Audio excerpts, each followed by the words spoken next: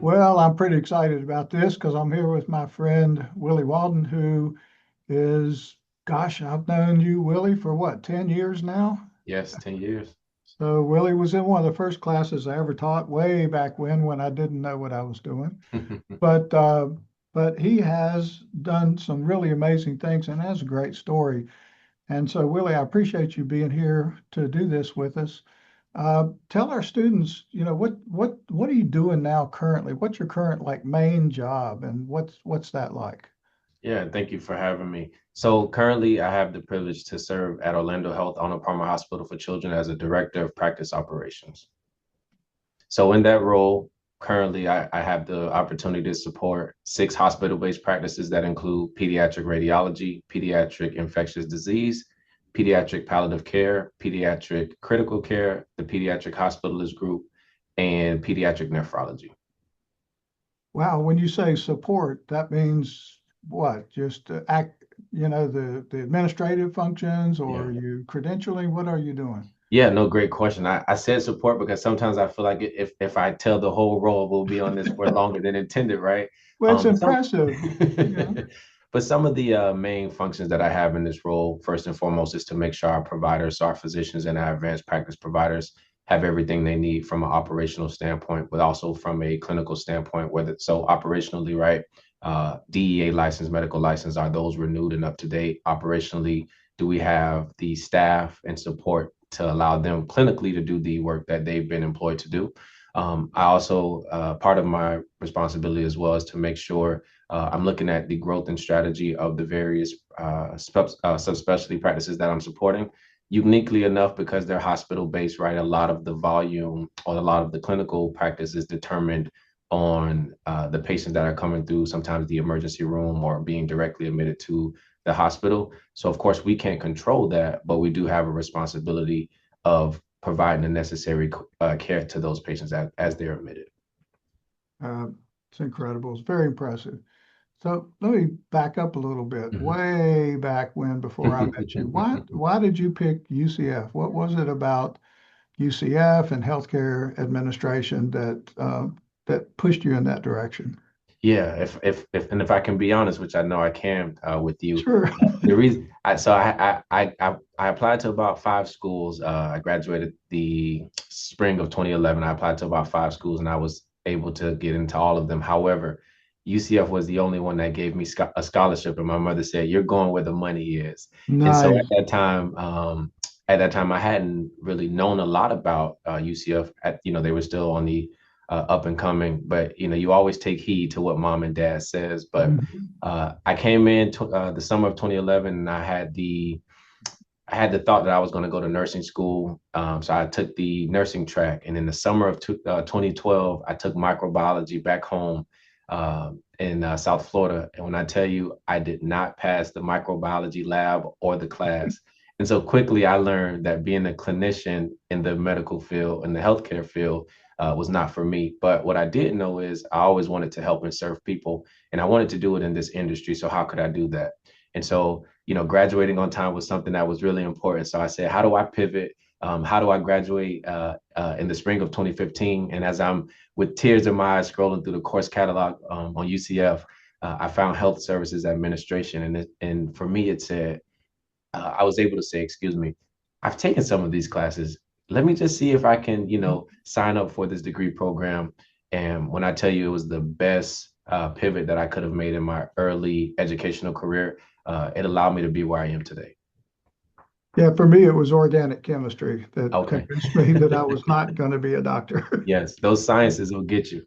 That and my grades at the time. Yes. So, one of the things that I've been most impressed just getting to know you is Mhm. you're not just a successful business person, but you're also a teacher, right? Matter of fact, in one of the last classes I taught, I had you and your marketing class actually come and join my class. Yes. And so I had an opportunity to watch you firsthand with your students. What is that like, and how does that work with your other job responsibilities? Yeah, great question. You alluded to it at the top of our conversation where it's 10 years ago. I can't believe how long it's been that, you were actually my first professor in the graduate program for me.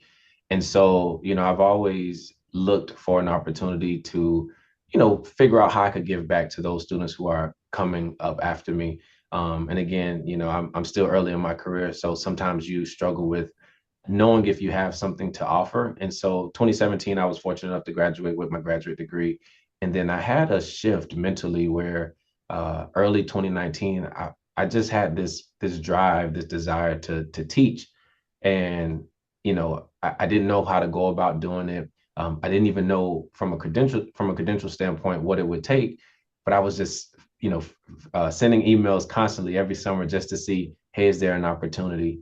And for me, this opportunity really allows me to do what I love to do, which I, was created to, which was help and serve. And I feel like, if I'm able to just enlighten a student, give them, a different perspective on not only healthcare as a whole, being on the administrative side, but what it means to even try to get started in this ever-changing industry. For me, that's more impactful than being able to hire someone in certain many ways, because sometimes you can influence people to maybe make that decision they were thinking, or maybe look at a decision in a different capacity and navigate to a different direction. So I know that you not only do adjunct work for us here at UCF, but you're Yes. also on with National Lewis, and I assume those are probably online courses Yes, at correct. National Lewis. And the courses you teach here are after work in the evenings. Yes. Is that correct? Yes, So those two things actually do fit into your work-life balance. that is correct. And it's a way for you to give back. When our assistant director heard that you were going to be one of my interviews, she just bubbled and said, "Oh, he's doing such a great job." Oh, I And I appreciate it. get it because you're real, you're new, you've been through the entire process that these students are going through, and I think that's just incredibly important. So, as you think back through your career, Mhm. what are the kinds of things that you might, if you had known way back then, or things that you've learned after you really launched into your career, what types of advice would you give to our current students? Because some of them are going to be very much like you. They maybe started out in a medical direction and pivoted over. You did, I Yes. did, many of our students do. Um, what types of things you think could be really important to them? We've got a few more minutes, and I Okay. know they'd love to hear your advice. Yeah, thank you. Love that question because it always puts me back into the early 20s. And so I would say, if I could just kind of summarize into a few points, I would say first and foremost, calculated ambition, right? I think being ambitious is admirable. I think it's important, but I think it's also equally important to understand that it's going to be a time and place for everything. I can remember shortly after getting, my graduate degree in 2017, and I felt empowered after graduating, and I felt like I could take on the world. I feel like I could be CEO tomorrow, right? But as you continue to grow and mature professionally, and and from an educational standpoint, you realize there's so much that you don't know. And so, as much as you want to go out and conquer the world, you'll have to realize and accept the fact that you don't have all the tools to do that. In addition to that, I will also say, be treat people the way you want to be treated, the golden rule, right? And I think, we learned that early in kindergarten. I think that theme has just been recurrent throughout my post-secondary years, my early career years, and even now as I, have the privilege to sit as a director. At the end of the day, we can't do anything without one another. And so if you go into life, if you go into a new role, if you go into a new space thinking that I'm just going to do it all by myself, well, one, you more than likely will not be successful, and then two, you will definitely turn away everybody that will look to galvanize around you. So I would wrap it up and say, definitely calculated ambition is important, and also to treat people the way they should be treated. Well, again, you've been a good friend and a really good adjunct faculty member here. We're Thank pretty proud of the fact that we get to call you one of our own. I brag on the fact that you. uh, I've known you for a decade now, Yeah, and you get set the get to tone. think of you almost as one of my kids. And I appreciate but that.